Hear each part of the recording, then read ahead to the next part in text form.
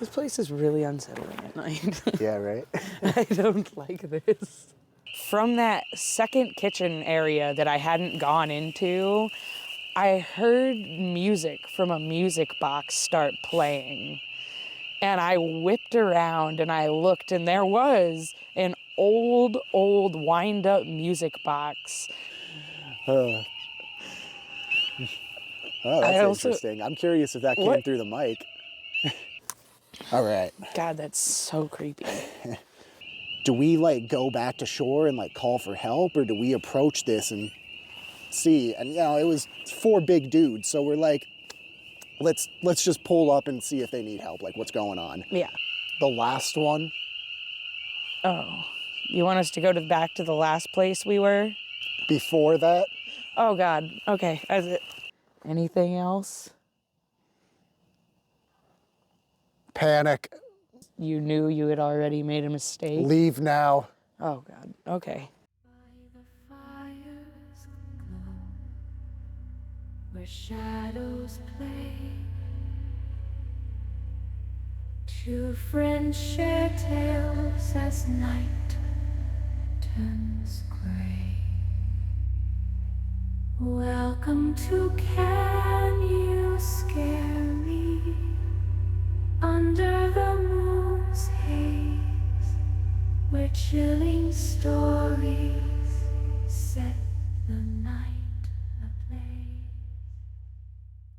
So today we're checking out the Scotia Barrens, founded in the late 1700s by Alexander Glen, who bought the land from the Mohawk people. Scotia was the location of military encampment during the French and Indian War and again during the War of 1812. The land was later purchased in 1881 by Andrew Carnegie, naming it Scotia, which translates to Little Scotland after his homeland. Mining operations continued until 1909 when the area was abandoned. Carnegie used the mining town to supply his steel mills in Pittsburgh. The ore was extracted and washed in Scotia before being loaded onto a freight train for transport. At its peak, Scotia was home to around 250 workers and their families. The town also included a blacksmith shop, barber shop, shoemaker shop, general store, church, and a school named the Rabbit Hill School. Even though mining is still a dangerous profession, it was even more so back in the day, with countless accidents and mining disasters taking place on a near constant basis. Scotia, certainly, was no exception.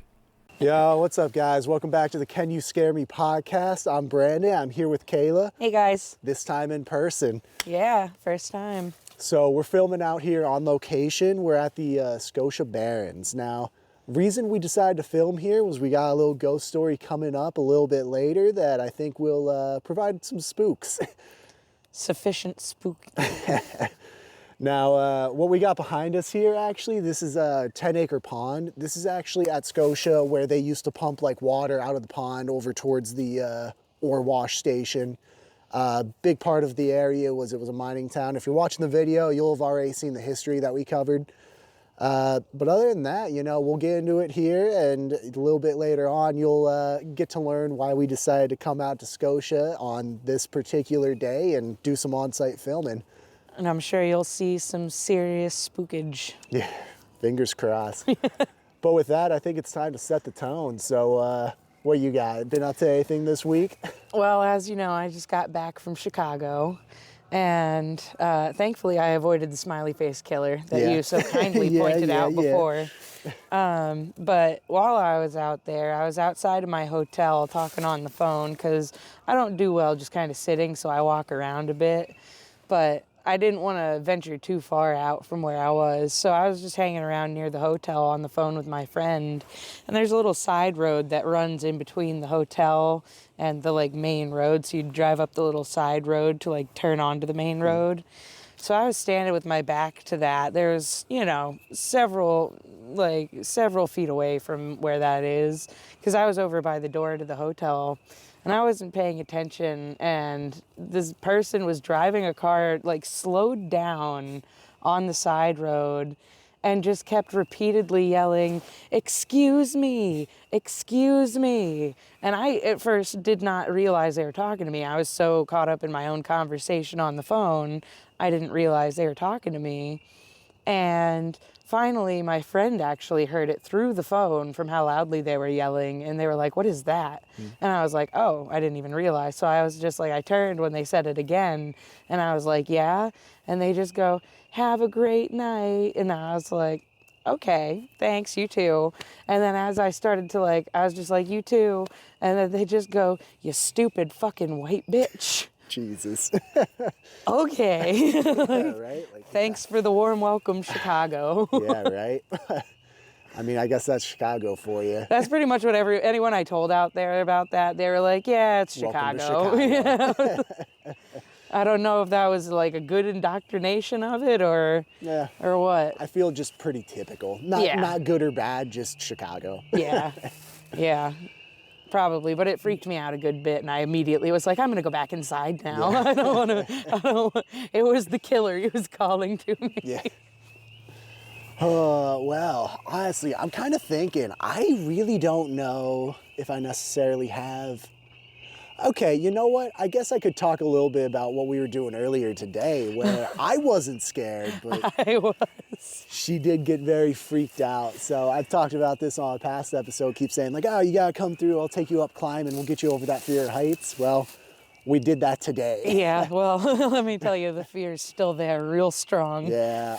Oh, I will say I did make it about 8 feet up, 8 feet up. Well, but wherever, this is a place that you can go top roping. So like you can walk to the top, there's a little hiking trail. Yeah. So I did get her to go up to the top of the hiking trail, had her strapped in at the top and harnessed in, and she still just wouldn't get to the edge though. We got close. There was a tree in the middle there too that I would not let go of.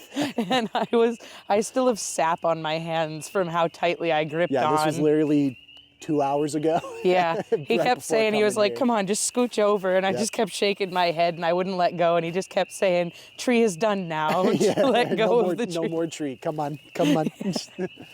I did not do it though. I was way too freaked out and my legs would not stop shaking. Yeah, we'll get you up there at some point though, I did walk to the top and sit up there for about 15 minutes though, which is more than I ever would have done typically. So that in itself is a bit of a win. I was trying to set her up on a lower. I wasn't gonna let her rappel just because she was so freaked out. I was like, well, okay, I'll lower you. So I'll tie you in like normal and then I'll go back down and like lower you. We didn't quite get there though. No. Next time. I did not want to let go of my new friend Tree.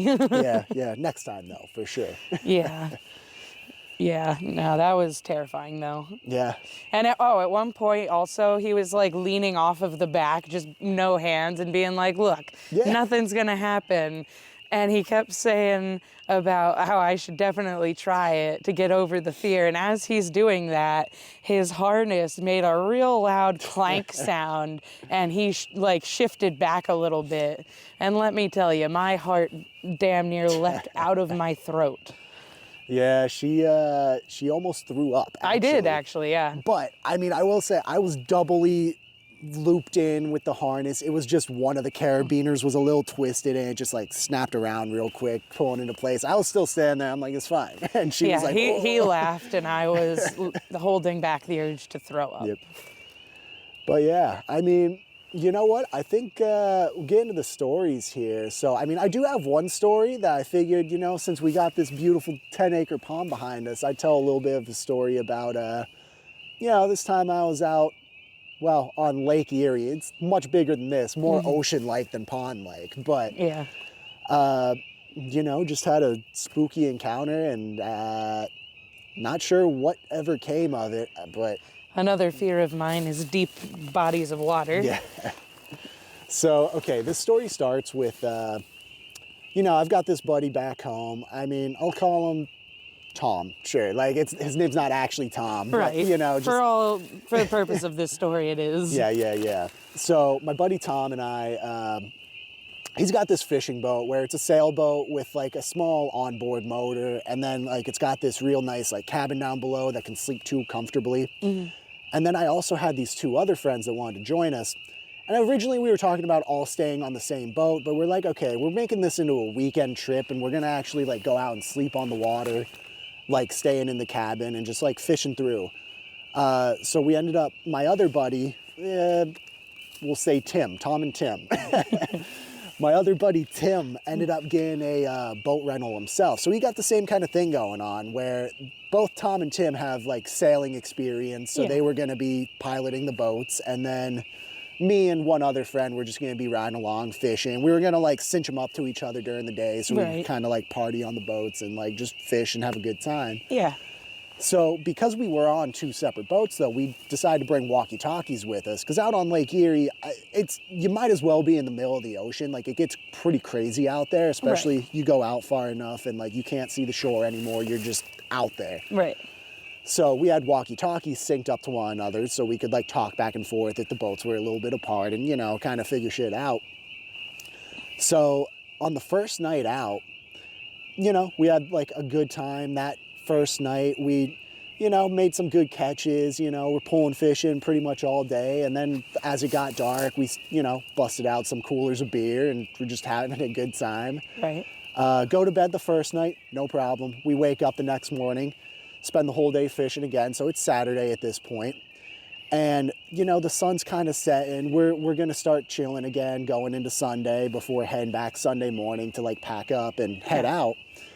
Well, this night was a little bit different, though, because, like I said, we had these walkie-talkies that were tuned to the same radio station, same frequency, same channel. There it is.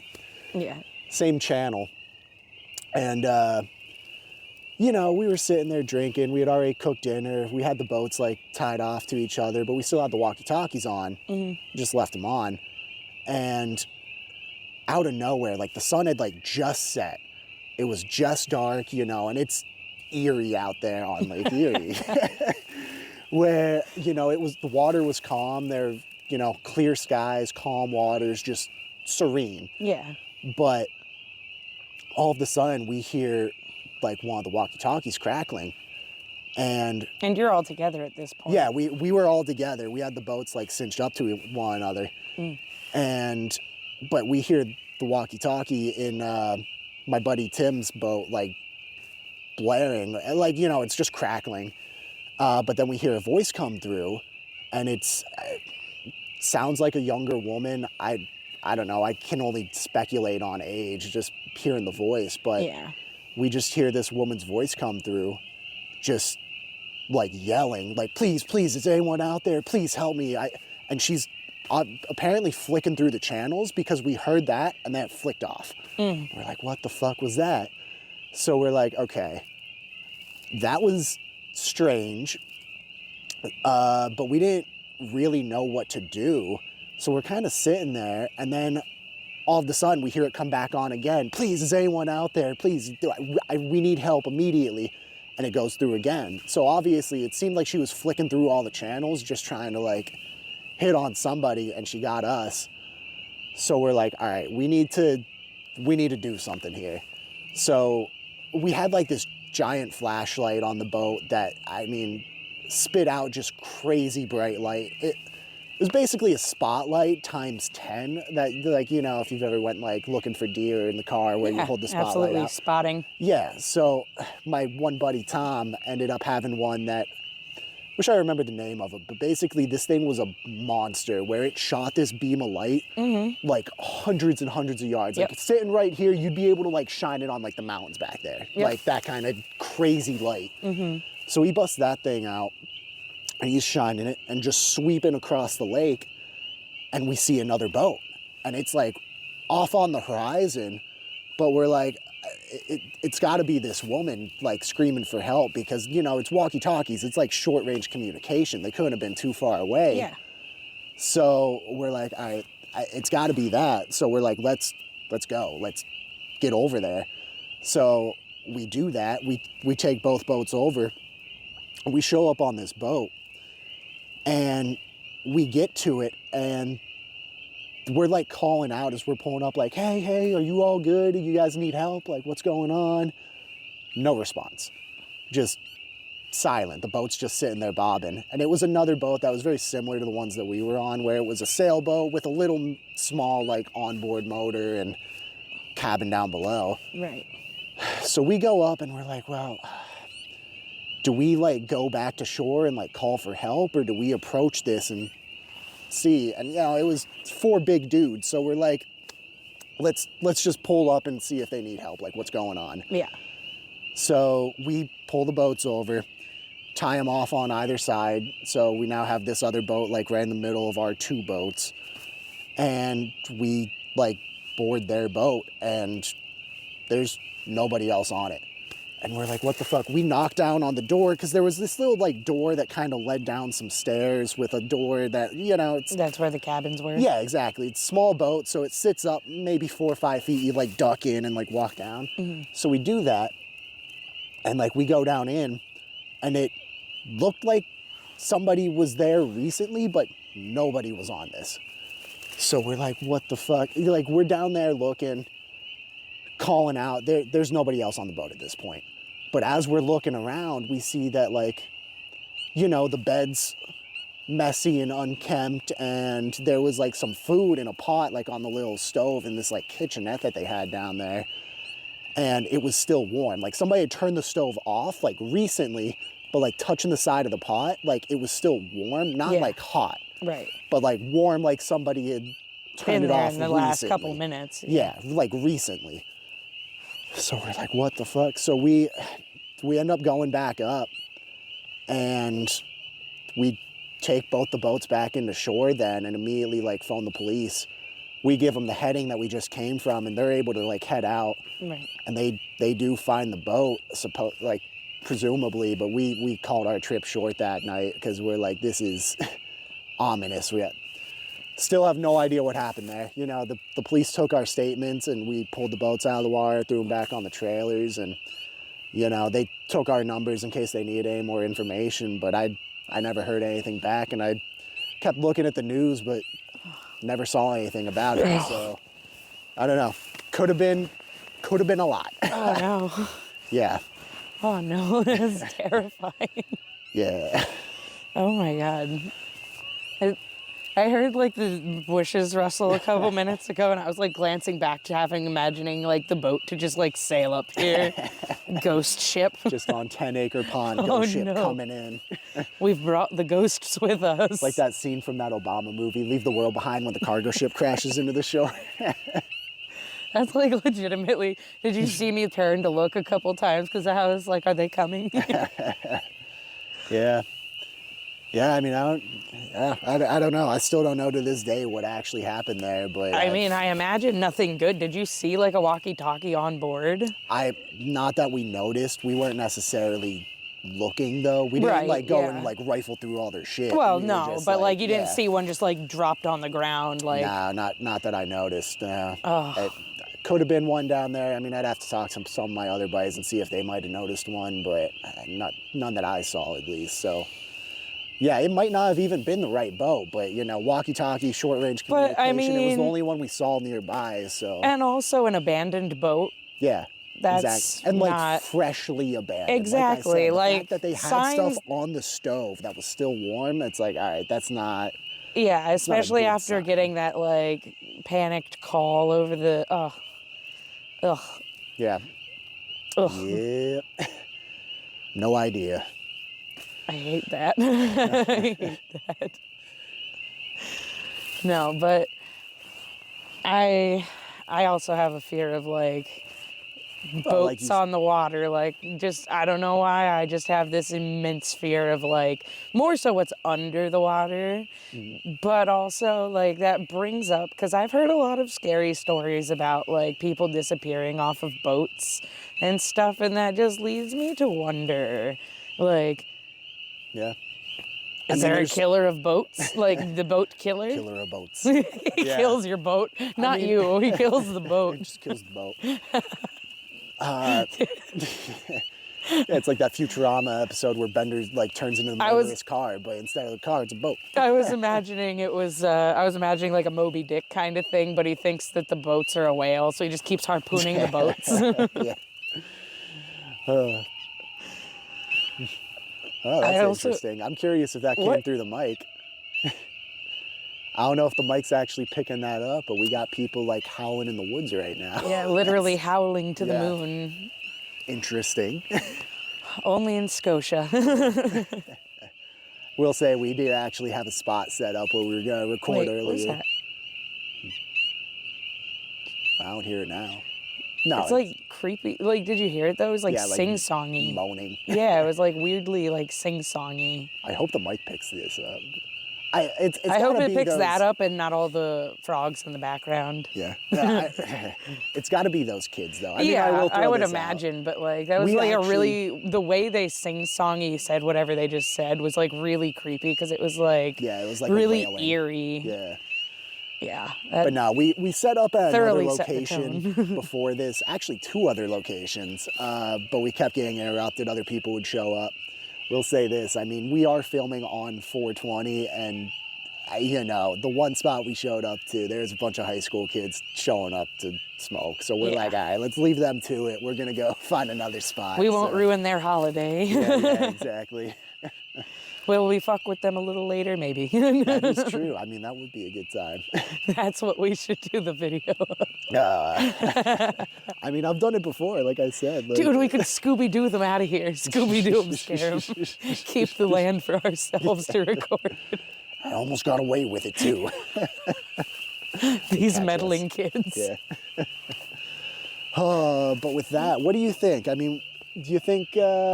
you got a story that you want to tell per chance, or do we go I do have a short story of back when I was a caregiver. So when I was back in college, I worked as a home health aide.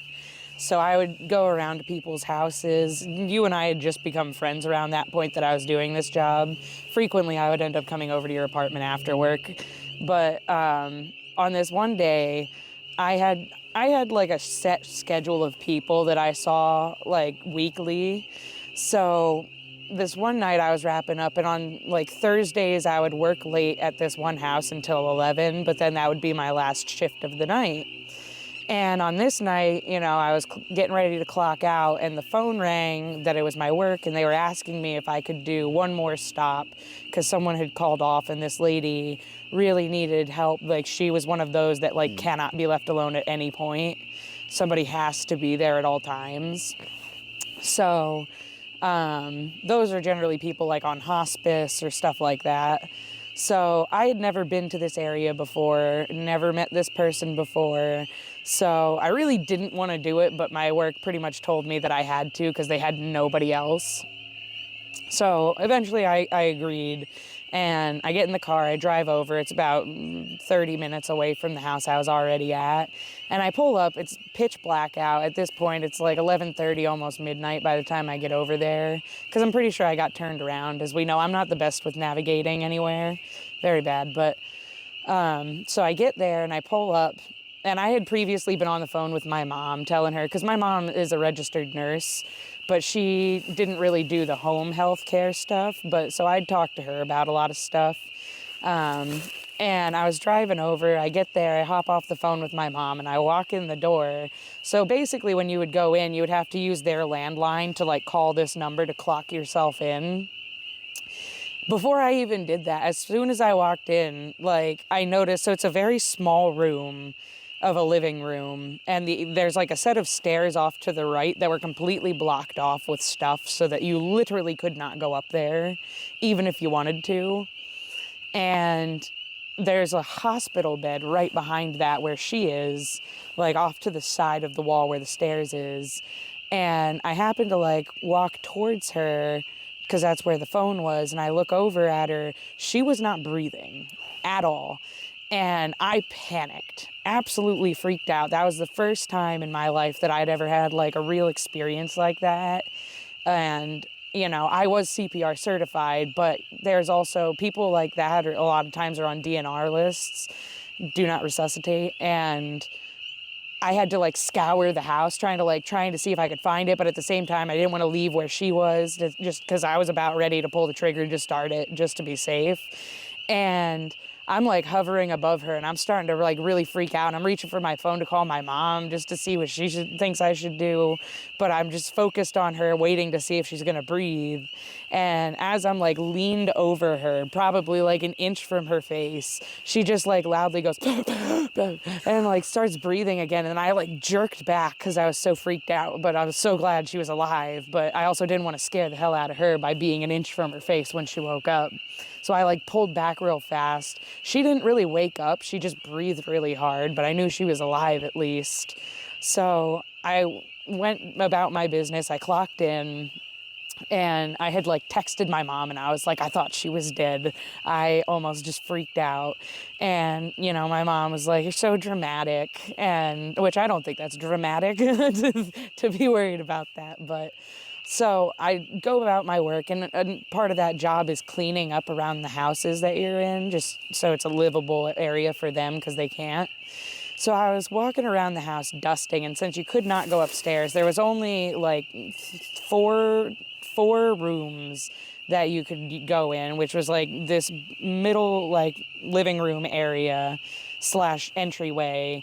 Then the kitchen was separated into 2 spots. So like the first half was like the bigger half where like the dining room table was, the sink was, and then there was like a smaller half room where like the oven and all that stuff was. But I didn't really go back there because it was also kind of like full of stuff and like very dusty. So I continue to go about cleaning around the house, and from that second kitchen area that I hadn't gone into, I heard music from a music box start playing. And I whipped around and I looked, and there was an old wind-up music box that was covered in like at least 4 inches of dust. So much dust. No one had touched it. You couldn't see any marks. This lady was bedridden. She could not move. We were the only 2 people in the house. And it didn't just kick on and play for a second. It played for like a solid minute and a half. And I ran out that house. I ran so fast. And they leave notes. Like there's a notepad by the phone for workers to make notes and stuff, which I read after I came back in because I started to hang out in my car, like outside of the house because I was so scared, but I would hang out near the porch so I could like poke my head in every couple minutes, check on the lady, so I wasn't completely abandoning my job, but I did not want to be in that house alone. I was so freaking scared. It wasn't even funny. I called my mom. I like ran out to my car and I was like, I'm gonna quit right now. There's a ghost in this house. It turned on a music box. I don't want to be here. I don't like it. I had to be there until like 2 a.m. and I just sat on the porch with that door like ajar so I could hear if she said anything. And at one point before I left, she did wake up, so I did have to hang out in there with her for a while. And the whole time I was like flipping through like the notepad of notes from other caregivers. The number of people that wrote notes on there about how terrifying that house is at night, and that's why they couldn't keep anybody on that shift because no one wanted to be in that house. And it like mostly for the night shift. Like day shift didn't have a problem. Anyone on night shift, everybody has a story of something scary happening there. Yeah, that's definitely seems like that old lady attracted some kind of spirit. That or like she was really bad in health. Like she could have been like teetering on the edge of death and like it could have been her fucking with it. Getting back up and about. It's the only way she could anymore. Right? Oh, now, God. question for you though. The music box, was it one that like if you opened it up, it would start playing? Yeah. And was it opened up when you went in? Yes. Or, okay, so like it was one that like literally stays open? Yeah, it's one that you have to like keep open. Yeah. And then, but Did like you, it won't wind it to, like, there's like a wind it on the bottom too, but it was when I had like, cause when I first did like a loop around the house when I first got there, I looked in each room just to make sure what was in there so I knew what I had to do. And I saw it was on like a tray table, you know, like a bar cart kind of thing, but like old, very old. And I had looked down there. I promise you that music box was not open when I was there. So somehow it opened itself up. And no fingerprints in the dust showing that someone opened it, but I promise you that was shut when I had looked. That is wild. Yeah. I told my work that night, you. I was like, I am never going to that house again. Don't you ever send me there again. It seems like you weren't the only one. Yeah, honestly. That's wild. And I mean, so I was actually curious where you were going with this story. I mean, I knew where it was going because eventually, like, have heard this before. I'm pretty sure the day that happened, I think that night I ended up driving back over to your house because I was like, dude, you've got to hear this story. Yeah. I think so. But yeah, it's one of those things where, like you said, with her being like so close to death, it's almost like she's like balancing on that That's knife's what I was. edge. That's what I'm wondering. Like for the amount of stuff like that was reported there by the other workers, I'm wondering, in like especially because like I said, I promise you, I don't think she was breathing when I walked in. I like maybe she has sleep apnea and like can't breathe very well in her sleep, but like she also was in very, very bad health. You know. Yeah. Wow. Well, I mean, I think we're getting to the point now where we head into, you know, our The grand reason we're finale. here. The reason we're here. Before that, though, I'm going to say take a quick break before we get into it. Usually when we are recording, like at home, we can just take these breaks and stop. But I'm going to stop this recording real quick, take a real quick break so we can set up and get into the reason that we're here. Absolutely. All right, and we're back. Now, as you can see, we do have some special devices here with us.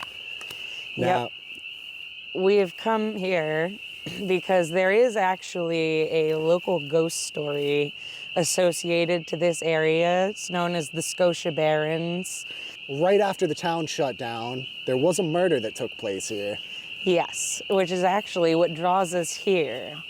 So, on a warm October evening in 1910, a woman by the name of Hulda Bodice was walking home from her sister's house, which was close by, and this was a frequent occurrence for her since her husband had recently passed away, leaving her and her children completely desolate. So on this night, it was getting close to dark, so she decided that she would cut through the town of Scotia, which was at this point very recently abandoned the year before. It would have led right towards her house, so she frequently cut through this area. What she did not know was making that decision that night would be the worst decision that she's ever made, because on that fateful night, another person had decided to also cut through Scotia as a shortcut. That was a man by the name of Bert DeLige. Now, Bert DeLige was actually an ex-employee of Hulda's husband, and he was pretty bitter towards them about some previously owed wages from her husband. And on this night, he saw her cutting through Scotia, and quickly a fight would ensue between them where he demanded payment for the past due wages from her late husband, and she kept insisting that she had no money to pay him back. Eventually, he was already a bit drunk and bitter, and in a fit of rage, he reached out, grabbing Hulda by the hair and throwing her to the ground before pouncing on top of her and drawing out his straight razor, cutting her throat and leaving her to bleed to death here in Scotia. The next day, her body was found, and local authorities had heard a lot of people say about Bert DeLige ranting and raving throughout town about her husband owing him money, and so they decided to go and interview him, see what was up there. And quickly upon arrival at his property, they found the bloody straight razor discarded in the yard, and very quickly they would arrest him. And after a few hours of interviews, he did eventually confess to the murder, stating, "Yes, I cut her throat. I don't know why I did it. I was overcome by the drink." And later, he would sit in jail for about 8 years in the Bellefonte jail here before being put to death. He was actually the last man hanged in Centre County, but he was put to death here, and then his body was laid to rest in unconsecrated ground near his family home. But a lot of rumors say that his ghost is rumored to appear in Scotia on the days leading up to his hanging. And he was hung on April 25th, 1918. And we're out here on April 20th. You know, just a few short days before the anniversary of his hanging, when they say his sightings are at an all-time high. Yep, and we actually brought some equipment with us to see if we could try and make contact with him. We have a REM pod here to try and see, and we're also going to try the Estes method with our spirit box and see if we can't gather any kind of clues or make some sort of contact with him or her and see what we get. Yeah, so It also helps that it's here very dark in the woods. Yeah, and also, I don't know, so like during that retelling, I spotted something in the lake over here. You see that? That red light? Yeah, I was like, where's that actually coming from? Oh, it's right there. I see it. What? You see it? Oh. I didn't see it at first I couldn't see either. it because of the tree. I'm like, why is there just a red light in the pond? I was like making me be like, what the fuck? Okay, I guess I was wondering why you kept looking off yeah, at. I guess there's a radio tower over there. I couldn't see it because the tree's blocking it from my perspective, but okay, that makes sense. I just saw that red light and was like, what? I would also like to note there are still remnants of the old coal mining operation here that we'll show some pictures and videos for you guys to see. Cut some stuff in here and there, probably threw some in before this point as well that you'll have seen throughout. Yes, but there is actually a graffiti that someone did actually showing the shadowy figure lurking around a corner. Right behind a tree. Yeah, which is what he's known to do. People say that you'll see a dark, shadowy figure looming near you when you hang out in the woods here at night. Which is exactly what we're trying to do right now. Yep, they say you'll see his shadowy figure peering through the trees and like lurking behind trees, peering over, which I imagine is what he did when he saw Hulda that night. Yeah.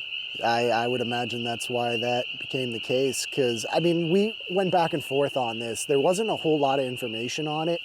No. But we did read one article that basically said he was lying in wait for Hulda. He knew she was going that way.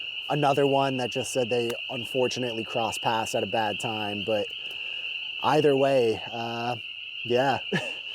Maybe tonight we'll learn the truth of what happened that night. Fingers crossed. Or just see him, because I've been looking out around all these trees. Haven't seen him yet, but... I hope you see him. I don't want to see him. So, okay, you know, this is our first time doing a sort of like actual like kind of ghost hunt experience. Yeah, where we actually bring things with us. Right. It is something we want to do more in the future, but I mean, you're the fanatic when it comes to like watching ghost adventures and like YouTubers also doing this kind of stuff, so... I'm doing this because I want to be able to like either disprove or prove what they're doing. We got the same equipment that a lot of them use. And I will say with the REM pod, I expected that like if you came within a certain number of feet of it, it would go off. No, you actually have to like touch it in order for it to set off. So that really unsettled me. So I guess lead the way. What are we starting with here? All right. I think we set the REM pod up, leave it turned on while we do the Estes method. That way we either get a response via the Estes method or via the REM pod. Well, what do you think? You want to like maybe try and set on this log here while we step forward a little bit? So this is what it looks like when it goes off. That's what it'll look like when it's just normal, the red light, green light if you touch it. Same thing with like the antenna, right? Yep, so if you get that close, as you'll see, it'll set off a temperature difference. So if you see those other lights start going... Temperature difference? Yeah, something really cold has come into contact. So is it red light means nothing? Red is just the standard, nothing's going on. Nothing going on. Exactly. Okay. So we'll leave that. I will grab... Ooh. Oh my God, I forgot there was a flashlight on this. I was like, what? Okay, yeah, so... I don't know if you can see it here, but you gotta be like on top of it. That's less than an inch from the antenna. Same thing with the box. It's actually kind of wild. That's what I was saying. Interesting, okay. So if any of you are unfamiliar with the Estes method, I mean, I'm kind of unfamiliar myself, but apparently the point of it is we have the spirit box here that's gonna be randomly cycling through radio stations at a really fast pace. I'm gonna be putting on a blindfold and this pair of headphones so I won't be able to hear or see anything else outside of what's happening with the spirit box. And then Kayla's gonna, let me know when she starts asking questions. What, you want to just like give me like a tap on the chest or I'll give shoulder? you a couple seconds to get, like a minute to get in the zone. Yeah. And then I'll tap you and I'm gonna start asking questions. And then I'll basically just I won't be able to hear her asking questions. I'll just be saying what I hear coming out of the spirit box if I catch certain words or phrases. Yep. So just to show the camera, that's how fast it cycles through.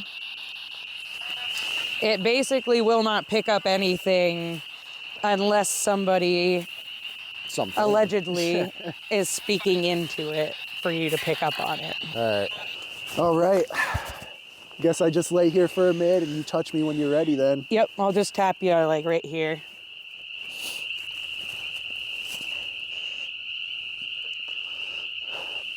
I should just leave you out here. Okay, no reaction. He definitely cannot hear. Although I realize now with him being under, if that spirit box goes off, or the REM pod, oh, I'm out. I am so out.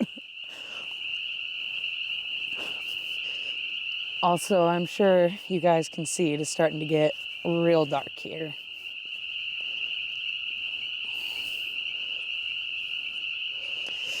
All right, Bert DeLige or Hold the Bodice, or any of the other workers that were accidentally killed in mining accidents here.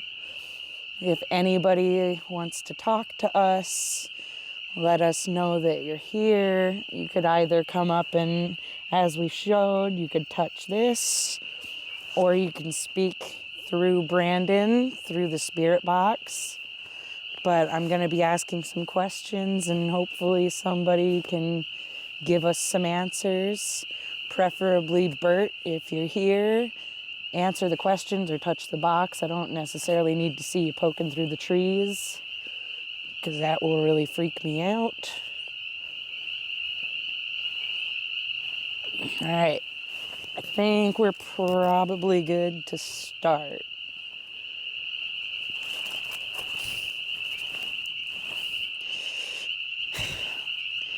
All right. Reasonable amount.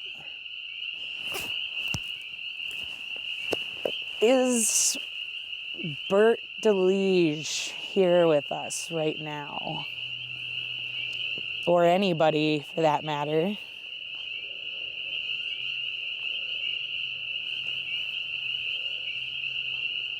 Topics. Okay. Is somebody here that knows about the murder of Hold the Bodice?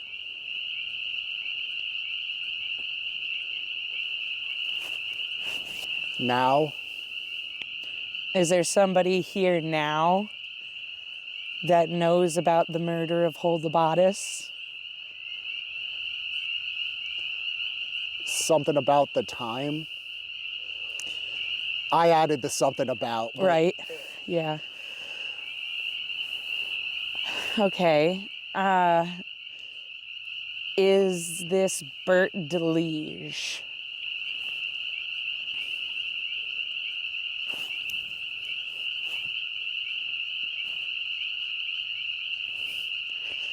Is this the wrong spot to try and contact you?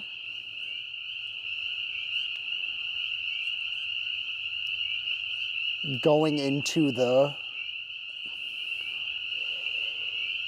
Should we go back where we were to contact you? Over at the remnants of the old mining area? Is that where we contact you?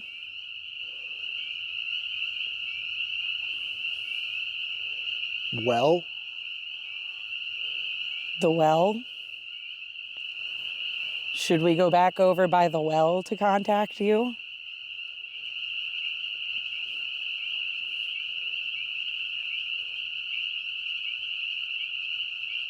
She don't. Is this Bert DeLige? Is this the ghost of the Scotia Barons?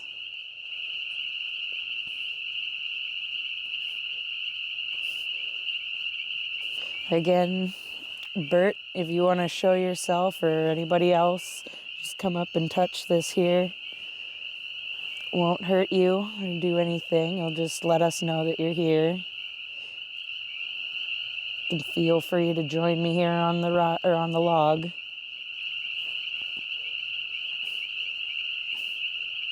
I think maybe we give it a couple more minutes, or maybe like another minute or so before we try maybe a different location. Is that what you want? The last one? Oh, you want us to go back to the last place we were? Before that? Oh God. Okay. I don't like it. I don't What's like up? it. I actually really don't like that. What's up?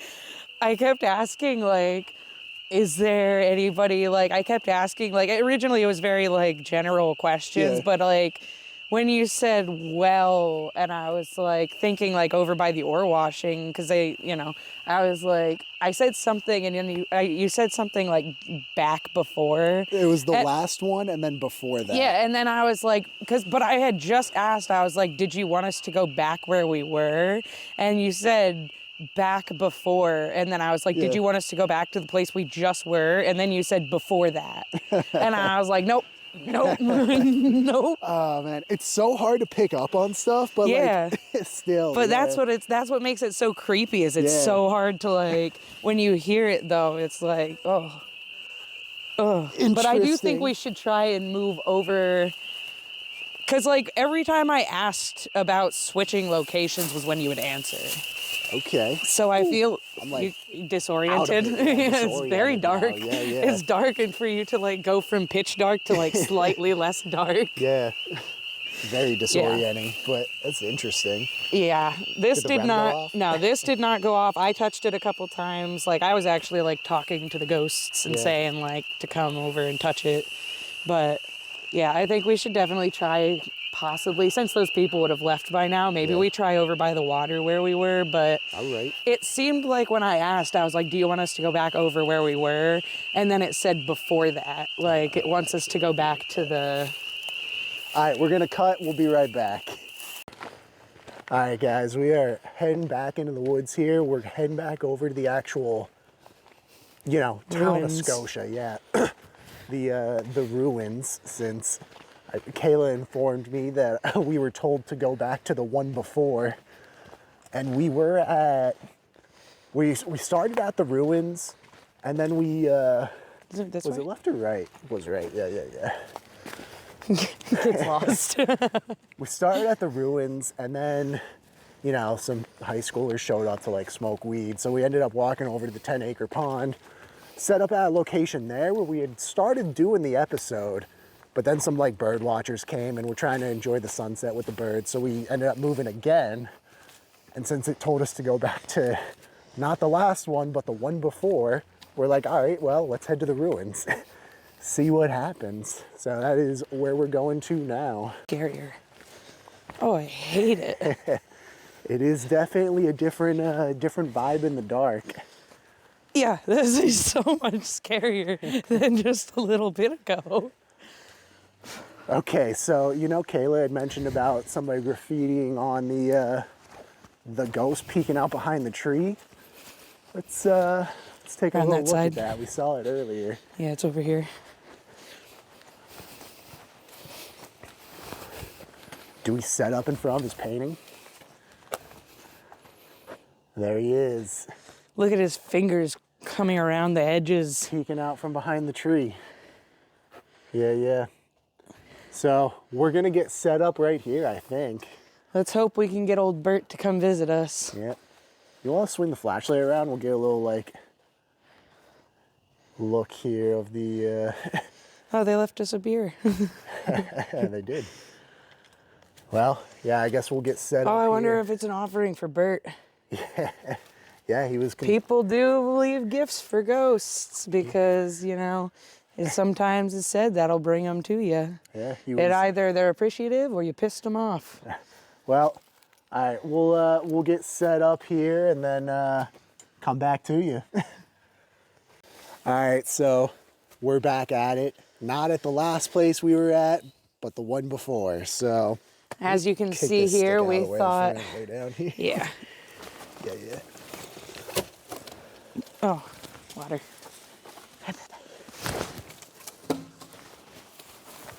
Yeah, we thought setting up right here in front of Right in front of Bert. right in front of Bert, the graffiti of his ghost. So yeah, what do you think? I guess should I get back down, get back into it, give me a minute, and go again? Get yourself zoned in. Woo.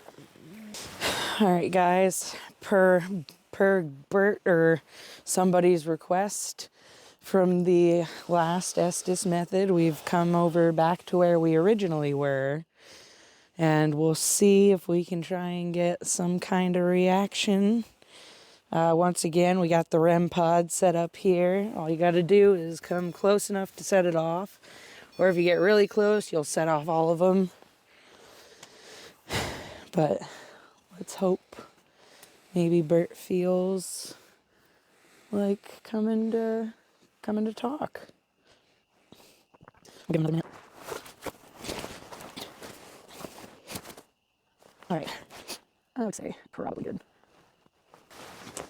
All right, Bert, Hulda, ghost workers of this area. We have come over here as previously requested by somebody. If somebody wants to come and make contact, once again, please come up and touch the pod here or let us know. But once again, I question, is there anybody here that wishes to communicate?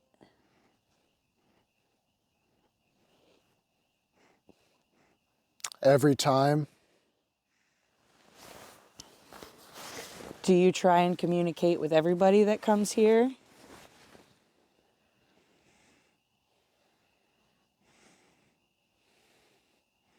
Sin. Are you ready to talk about the sin that was committed here, the murder of Hold the Bodice?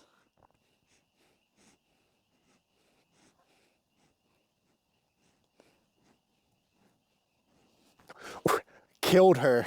Oh, hell no. I don't know if you saw my face, but I Oh. know that's actually where it was going. Oh my God. Okay. Is this Bert DeLige?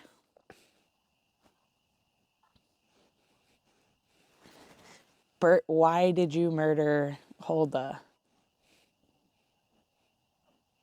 Lost. You were lost and drunk?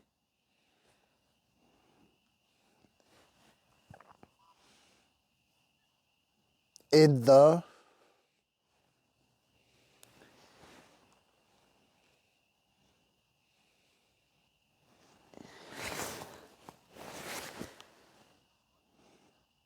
Bert, did you indeed kill Hold the Bodice? Did you murder Hulda? Or were you framed?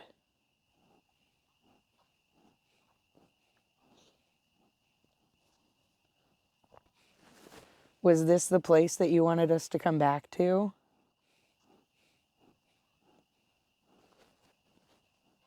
Do you like that people come here to see you and try and see your ghost? You. Me? I preferably would not love to see you, but if you want to set off this here REM pod beside me, that would be okay.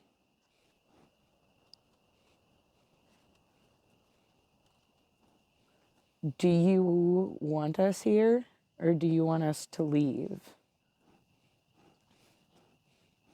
Will it stop? If we leave, you want people to stop coming here? Pray tell.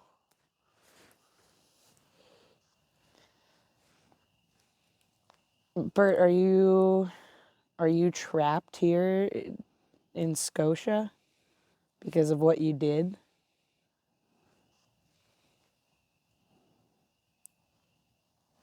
All my sins? You're trapped here because of all of your sins? Did you murder more than just Hulda?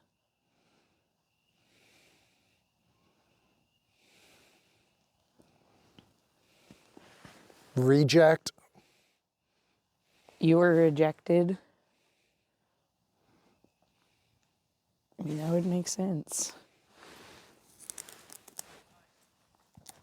Are you mad that people come to see you? By her? Are you mad that they try to see Hulda?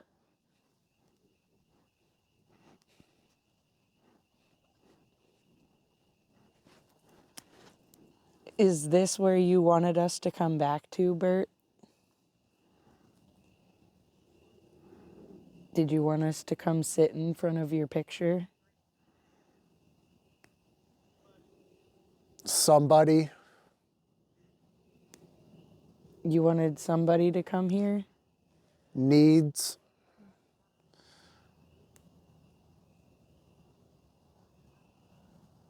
The girl I found? Did you not kill Hulda? Did you just find her?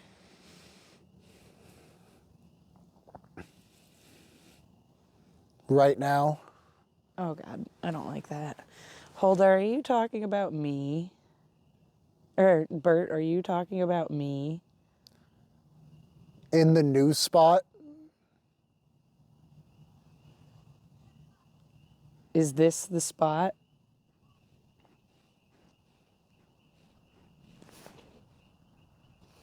All right, Bert, I think we're gonna pull him out here soon. Anything else you want to say before I pull him out?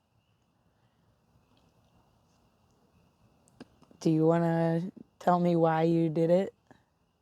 Or if you did it? Freed her. You freed her? Is that what you think you did?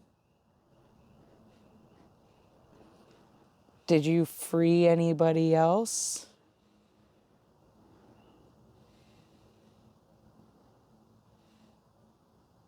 Only one? Only one more or only Hulda?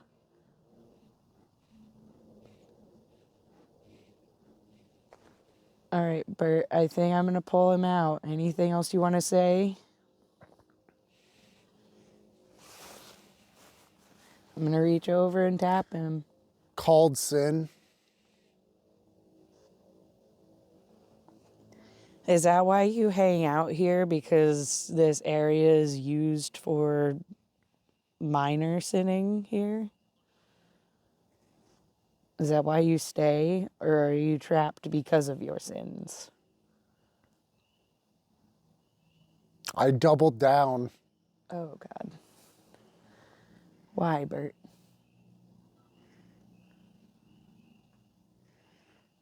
You doubled down on the sinning and refused to leave?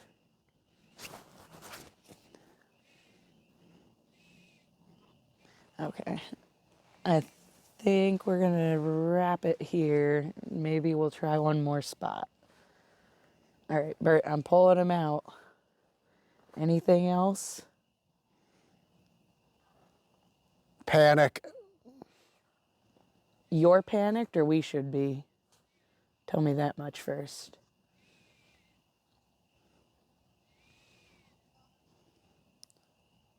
In the dark? Okay. We should be panicked in the dark? Is that what you're telling me? Bert, I'm panicked. I am panicked. I don't like this anymore. You could have just touched a REM pod, man. I'm going to pull him out. Anything else? Everybody would have. Everybody would have done what you did. The panic. Everybody's panicked. Or you were overcome with panic when you assaulted her. Is that why you killed Hulda? Because you knew you had already made a mistake? Leave now. Oh, God. Okay. All right, Bert, we're going to go.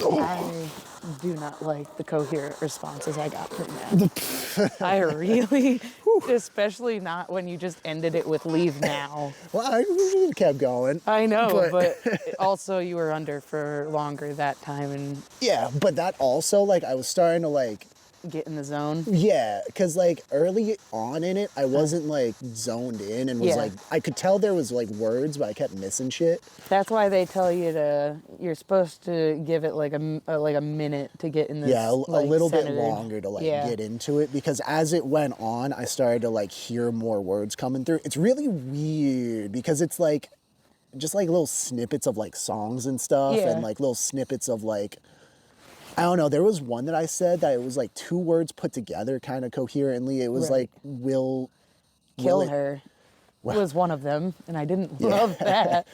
And especially I asked There a was question. like Will It Stop or something that was like 2 separate songs that Dude, like, when you combined. when you watch this back and see the questions I was asking, you're gonna be a little unsettled too. Because I am deeply really interested to see for sure.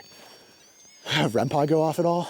No. Dang. I actually at one point I was like, you could have just used the REM pod, buddy. Why you gotta say these terrible things to me? I mean, that was interesting for sure. I mean, you do kind of like lock in and start like picking up on more stuff though. Yeah. I'm really curious to see, you know, what actually happened when I go back, because I was just kind of zoned out repeating whatever I heard. Right. No, it was really unsettling actually. Interesting. Okay. Well, I was deeply unnerved. I guess you guys know better than I know how that actually went, but I guess I'll get to see it back on the edit. Yeah. But I guess since we were told to leave now, we're gonna head out. But that, and it's gotten pretty dark here. Yeah, I mean it's fully the middle of night now. All right, well. Maybe we'll catch Bird on our way out. The fact of the coherent responses we got here further tells me that this is where he wanted us back at. True. Yeah, I don't know if you want to throw this stuff back in your bag. Yeah. But all right, guys. Well, from both of us here at Can You Scare Me? Sweet nightmares.